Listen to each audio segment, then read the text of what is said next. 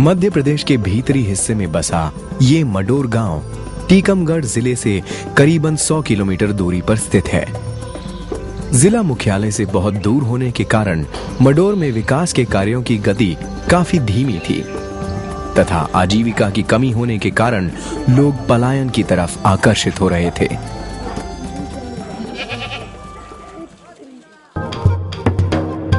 गत 5 वर्षों से ग्राम मडोर में विकास एवं आजीविकाओं पर तेजी से काम हो रहा है। एक सरकारी स्कीम के सहयोग से वर्ष 2005 में ग्रामीण आवास पर काम शुरू हुआ। 35 पक्के मकान पर्यावरण अनुकूल तकनीकों से बनाए गए। ये काम ग्राम वासियों के सहयोग से, लोकल एनजीओ और यहां स्थित निर्माण केंद्र की सहायता से बने। बुंदेलखंड के क्षेत्र में हमारा शुभ कल कैंपेन इसको हर तरीके के विकास में ले जाने की कोशिश करता है। जहां ग्रामीण आवास का सवाल है वहां ऐसी टेक्नोलॉजी और ऐसी तकनीकों का इस्तेमाल हम प्रमोट करते हैं जिसमें कम सामग्री लगे, जैसे कम सीमेंट, कम स्टील लगे, ऊर्जा की खपत कम हो और प्रदूषण भी कम हो। मडोर गांव में भी ऐसी टेक्नोलॉजीज़ का इस्तेमाल किया गया है और ये हमारे लिए सबसे बड़ी चुनौती शुरू में थी कि कैसे ये एनवायरनमेंट फ्रेंडली और कॉस्ट इफेक्टिव टेक्नोलॉजीज़ को गांव तक ले जाया जाए, लोगों को का जो है रुझाव इस तरफ हो और उसको वो पसंद करने लगे। यद्यपि ये ग्रामीण परिवार पुश्तों से इस गांव में रह रहे थे, फिर भी जिस जमीन पर उनके कच्चे मकान थे उनके पट्टे उनके पास नहीं थे।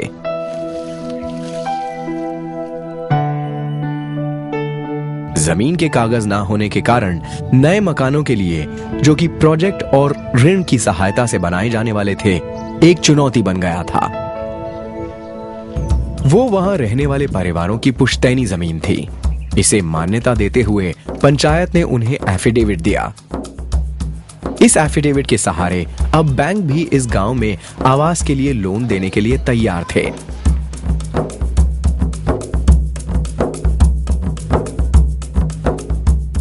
यद्यपि ये मकान एक कॉलोनी के रूप में नहीं है, फिर भी एक ही गांव में क्लस्टर होने की वजह से एक तो ट्रांसपोर्ट का खर्चा कम हुआ, मटेरियल भी सस्ते में मिल सका और कारीगरों को लगातार काम मिलता रहा।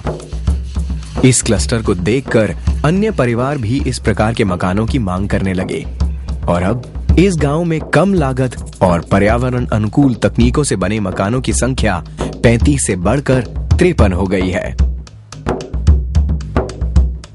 मकान बनने के दौरान मडोर गांव से ही कारीगर चुने गए, जिनसे तारा कारीगर मंडल का जन्म हुआ। इन्हें पर्यावरण अनुकूल तकनीकों के बारे में सिखाया गया। आज इस मंडल में करीब 85 से 100 कारीगर शामिल हैं। ये एक कोऑपरेटिव के रूप में रजिस्टर्ड है और गांव के विभिन्न निर्माण कार्य करने में सक्षम है। ये देश के विभिन्न क्षेत्रों में अन्य कारीगरों को प्रशिक्षण देने की क्षमता रखते हैं। जो नई हमने तरीका सीख लिया है तो इससे हमें एक तो समय की बचत होती है और प्लस पैसे की बचत होती है।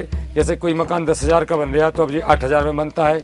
इस मकान को बनाया, इसमें 9 इंची दीवार है हमारी टोटल और पोली दीवार है, उसको चूहा फांस या अंग्रेजी में रेटिव चुनाई कहते हैं। तो रेटिव चुनाई करने से हमें बहुत फायदा हुआ। एक तो हमारा 30% 40% मसाला और प्लस ईंटा की बचत हुई। जो 9 इंच ठोस दीवार बनाते थे उससे भी ज्यादा बचत इसमें हुई। और जो सूर्य की रोशनी होती है या जब गर्मी का सीजन आता है तो ये पोली दीवार होती है, इसलिए जो रोशनी सूर्य की होती है वो बाहर के गुम्बद की तरफ लगती है, अंदर की तरफ ठंडक रहती है। गर्मियों में इसमें ठंडक ज्यादा रहती है और सर्दियों में उतनी सर्दी महसूस नहीं होती। इसमें हमने MCR टाइल्स लगाए हुए हैं। उसमें एक ये फायदा, अगर एक कपड़ा अपनी किसी तरह से टूट फूट भी होता है तो एक कपड़ा लाके तुरंत एक बदल दूं। MCR वाला हमारा मकान है, इसकी टोटल कॉस्ट है 40,000 रुपए के आसपास। घरों को बनाने के लिए ये सामग्री स्थानीय निर्मित केंद्र से आई। यहाँ MCR रूफ टाइल्स और पर्यावरण अनुकूल ईंटें बनती हैं। कुछ सामग्री गांव में बनाई गई, जैसे आरसीसी के दरवाजे और खिड़कियों के फ्रेम, छतों के लिए आर्च पैनल। इससे कारीगरों को रोजगार भी मिला। मटेरियल चुनने एवं निर्माण करने में गुणवत्ता बनी रहे, ये एक चुनौती थी। लाभान्वित परिवारों से ही निर्माण समिति एवं हिसाब समिति का गठन किया गया, जिनका काम हिसाब किताब सामग्री का चुनाव तथा निर्माण की क्वालिटी पर ध्यान देना था।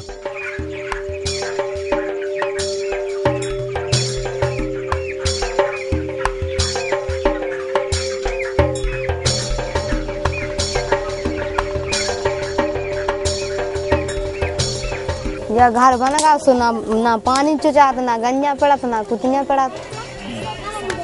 सब सुरक्षित हैं, अच्छी तरह से हैं, ना ठंड लगत। और टपरिया में रहते जब सो ठंड लगती चारों तरफ से। अभी इन साड़ियों में ठंड कट रही सो तापत बैठे रहती, लकड़ियाँ जलाती और जाम में सो जात। 2005 में एक घर की कुल लागत 39,250 रुपए थी। इसमें 25,500 रुपए एक सरकारी स्कीम का अनुदान था और परिवार वालों ने 2,000 रुपए रजिस्ट्रेशन फी के रूप में जमा किया। उसके अलावा हर परिवार ने 3,500 रुपए के बराबर श्रम और सामग्री दी और 8,250 रुपए तक का इन्होंने ऋण लिया। इस समय ये बात सामने आई कि अधिकतर परिवार ऋण चुकाने की क्षमता ही नहीं रखते थे, बल्कि बहुत से परिवारों ने तो रजिस्ट्रेशन के लिए भी गांव के बनिए से ऊंची दर पर ऋण लिया था। इसीलिए यह जरूरी था कि इन बीपीएल परिवारों को आजीविका से जोड़ा जाए, नहीं तो ऋण का भुगतान संभव नहीं था। उन्हें जिला गरीबी उन्मूलन कार्यक्रम के अधीन मुर्गी पालन से जुड़े व्यवसाय से जोड़ा गया। ये कार्यक्रम एक गैर सरकारी संस्था की मदद से शुरू किया गया था।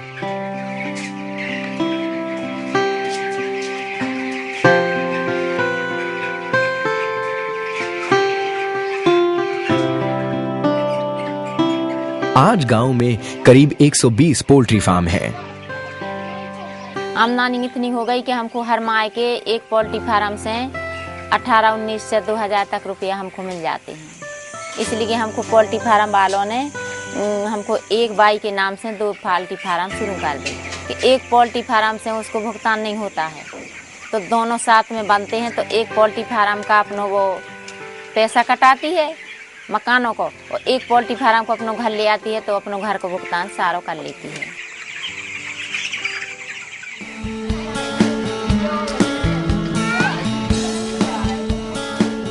प्रभा देवी एक ऐसी गवाह हैं जिन्होंने पिछले 7 सालों में अपने गांव की तस्वीर को बदलते हुए देखा है। आज ये एक स्वयं सहायता समूह की सचिव हैं। वर्ष 2003 में यहाँ की महिलाओं ने साथ मिलकर 3 स्वयं सहायता समूह की स्थापना की। इन समूह में महिलाएं आमदनी का कुछ अंश बैंक में जमा करती हैं तथा जरूरत पड़ने पर इनका उपयोग भी कर लेती हैं। जमा कर रही 50 रुपया 16 तारीख। और जब जी बाई को जैसे कछु चाना पड़ गया, चांगा लड़का की पढ़ाई लिखाई को, कोई बाई की डिलीवरी हो गई, कोई बाई की शादीशुदा हो गई, तो 1,000 2,000 3,000 मांगे तो उसी बैंक से निकाल के वो बाई को दे देती। 17 ग्राम से तब तान गया के बैंक में आने जाने लगे, पैसा निकालने लगे, तो गाड़ी ले लेंगे या टेम्पू ले लेंगे, कुछ भी ले लेंगे, लेकिन हमको मंजूर हो चुका। मडोर गांव एक मॉडल हमारे सामने नज़र आता है। गांव में ज़्यादातर मकान कच्चे थे, अब और हमारा कार्यक्रम 35 मकानों से बढ़कर अब 53 मकानों तक हो गया है और परिवार आगे आ रहे हैं, नई तकनीकों में मकान बनाना चाह रहे हैं। आशा है कि बहुत ही जल्द यहाँ पर हटलेस बिना झोपड़ी का गांव हो जाएगा। जहां मासिक आय बहुत से परिवारों की शून्य थी, आज वो 2,500-3 हज़ार रुपये मासिक महीना हो गई है। हमारे सामने मगर 2 बड़ी चुनौतियां हैं। एक चुनौती ऋण की है कि किस प्रकार नए मकान बने तो बैंक जो हैं परिवार वालों को कम इंटरेस्ट के ऊपर ऋण देने को तैयार हों, किस तरह उसका रेगुलर रीपेमेंट हो सकेगा। और दूसरी चुनौती है शौचालय की कि कैसे टोटल सैनिटेशन कैंपेन यहाँ पर सक्सेसफुल हो, हर परिवार के पास शौचालय हो और वो शौचालय इस्तेमाल हो।